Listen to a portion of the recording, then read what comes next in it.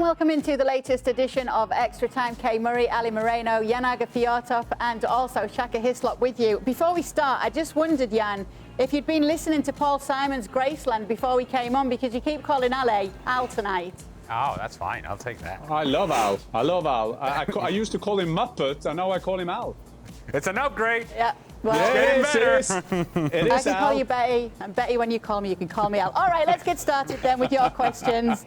First up, with Kay Murray celebrating her birthday, what would she wish for? England winning Qatar 2022, or her favourite clubs having successful times? Wait. When is your birthday? Today. Oh, well. Oh, happy birthday to you. Happy birthday to you. Look at her. And you're spending it with us? Don't sing, Fantastic. Jan. Don't sing, Jan. Don't. Yeah. With us, Kay? Yeah, no better place to spend it, Ali, trust me. Well, no, there are better places. I'm gonna tell you, you don't want to be with Shaq on a birthday. 25 right. years of age. What a great age. 25 years plus a little bit of VAT, and yes, you pretty much hit the nail on the head there. All right, I'm going to say this one quickly. No, then. he didn't. And I'm sorry about this, Jan, but to say that I've seen more success with Middlesbrough is saying something. So I've seen them win a League Cup, I've seen them gain promotion more than once, so I'd like to see England win the World Cup in my lifetime. No. Please. Sorry, You Jan. just do. Now you're just political now. You're just political. You want to see, be honest, Kay, be honest. Will you want to see Middlesbrough win the Premier League or England win the World Cup? And be honest now, on your birthday. You got kids, my friend. Oh, well, no, you put all the pressure on me. It was just, the question was just so No, So give me an answer. Here's the It's truth, your though. birthday. Here's the truth. Here's the truth, Jan. There is no genie in the world that can bring Middlesbrough success. There's a genie that might see England win a World Cup, but there is no genie can grant that wish. Yeah, Take he's that talking new- about all take- that success that Newcastle have had, right? Yeah. I remember the time Newcastle won. That was before the Second World War. Winston Churchill was at the stadium. You know what's amazing? I'm Kay? just saying. That you talk about Middlesbrough as their successful times in terms of being promoted. You do know that if you're going to be promoted, that means that at some point you were relegated. Oh, yeah, I don't know, I've been through that too.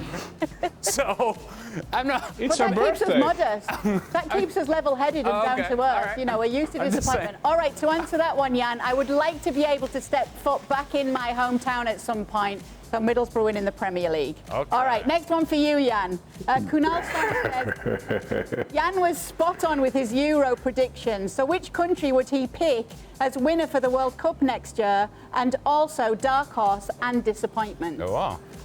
Oh, that is a tough. I will stick to Brazil, and I will also say that Hansi Flick will somehow find a way to make Germany competitive again, so they could be a challenger.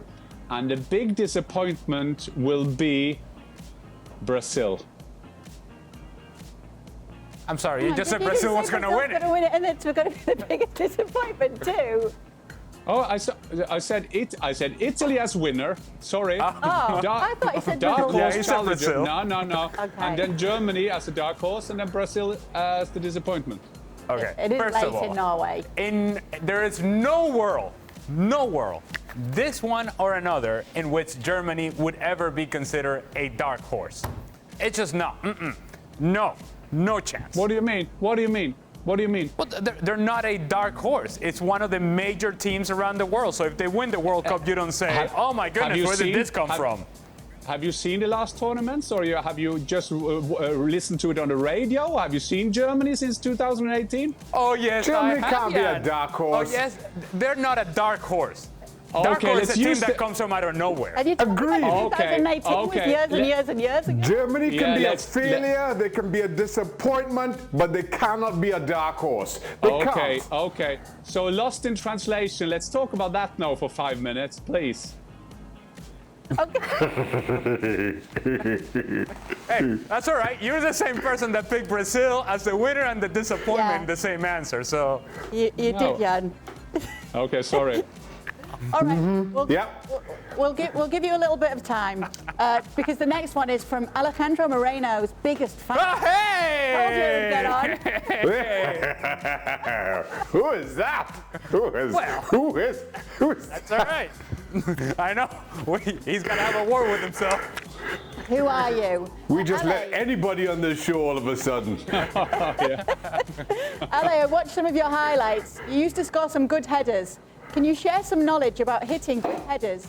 Since I can't ask Cristiano himself. P.S. Okay. Hold on. This has got to be Ali's burner account. There is nobody else would put that question out there. Now, Shaka, did you see the part in which there is a comparison between Cristiano and myself in the same question?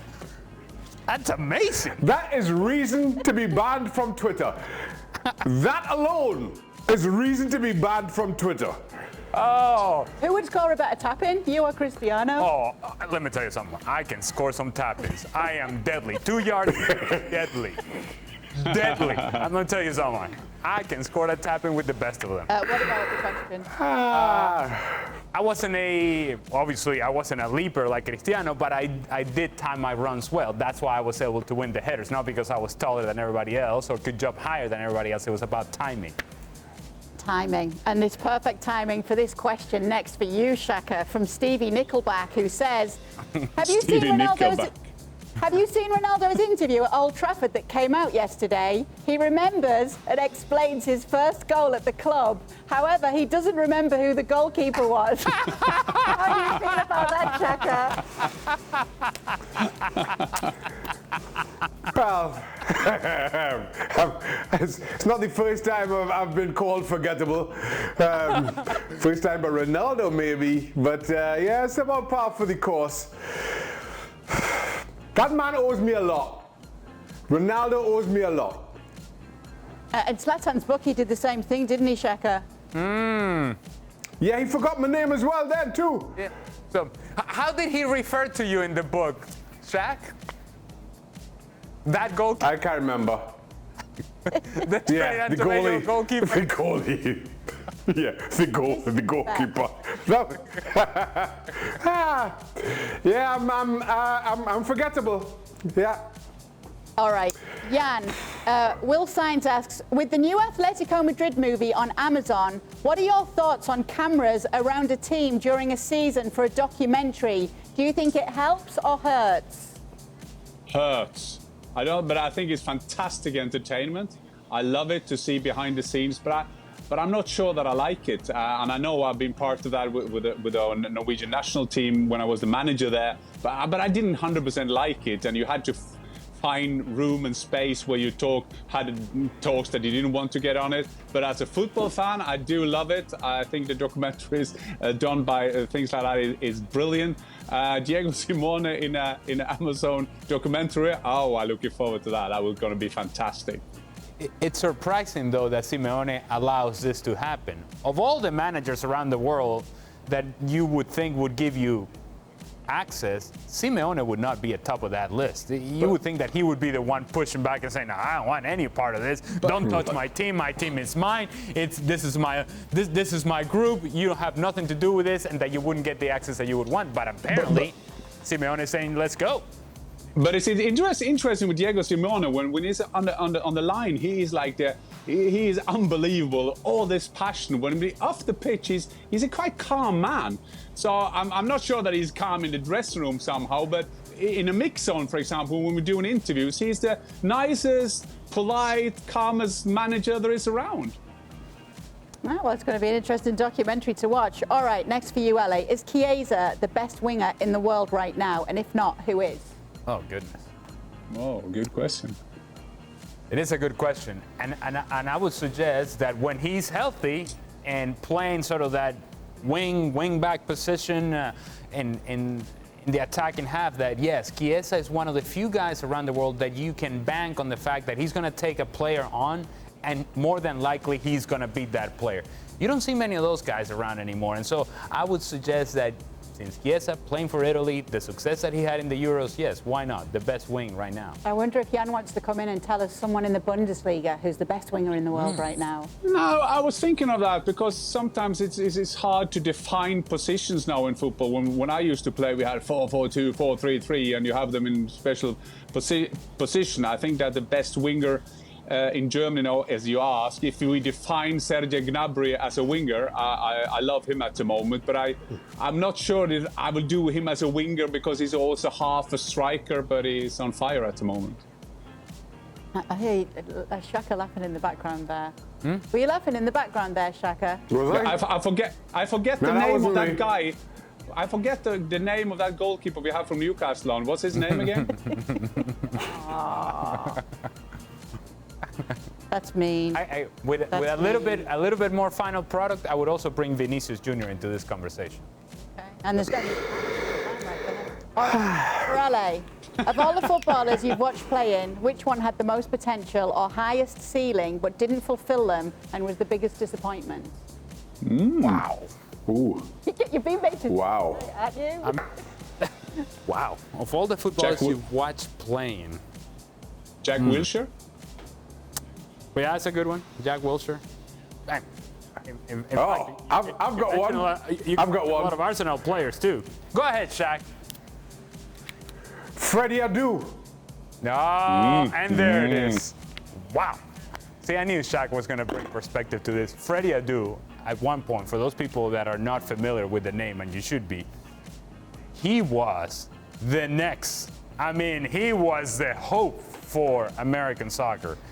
He was going to be the guy that would turn this game around in this country and would make it grow to length that we had never seen. He was supposed to be the Tiger Woods of soccer in this country. That actually happened. It actually, everything that he was supposed to be, he sort of believed and did not come even close to achieving the goals. He became a journeyman, and who knows what he's doing now. Yeah, it's actually worth a listen to the podcast that Grant Well did with him if you are interested in knowing more about the Freddie Adu story. Jan, do you have anyone to say on this one? Anyone else?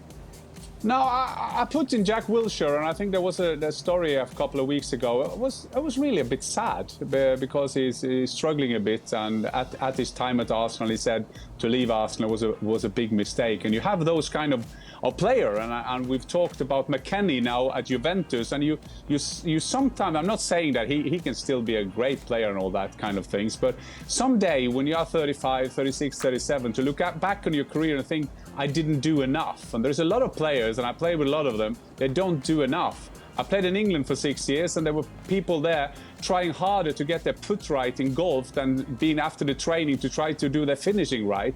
And I think that when they're now sitting in a pub somewhere, too fat, they are regretting those times.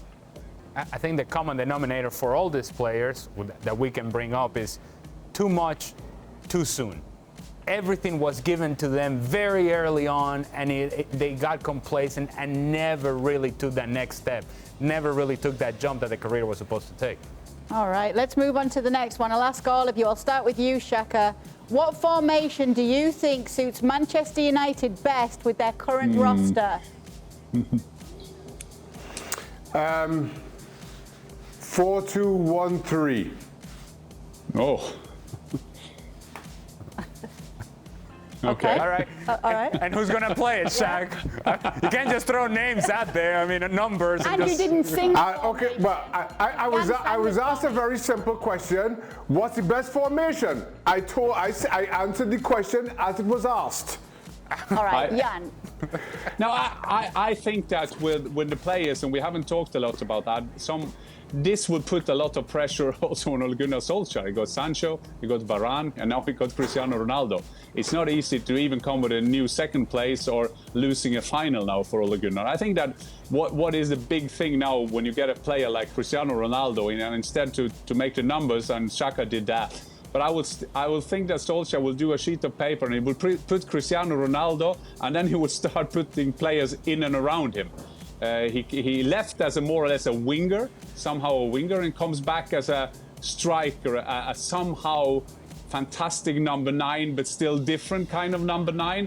So it's going to be interesting to see how he mix his team. It's going to be interesting to see where will he put Greenwood. Sir Alex Ferguson said now he's the most promising young player he's ever seen from many years. So it's going to be interesting now with how Ole Gunnar put this together. He has to play Cristiano Ronaldo. He has to get him goals and so on. So it's going to be very challenging time also for Solskjaer with a great team like this. Shaka's gone fancy, by the way. 4-2-1-3. I mean, it's a 4-3-3. We get out of there just as well, Shaq.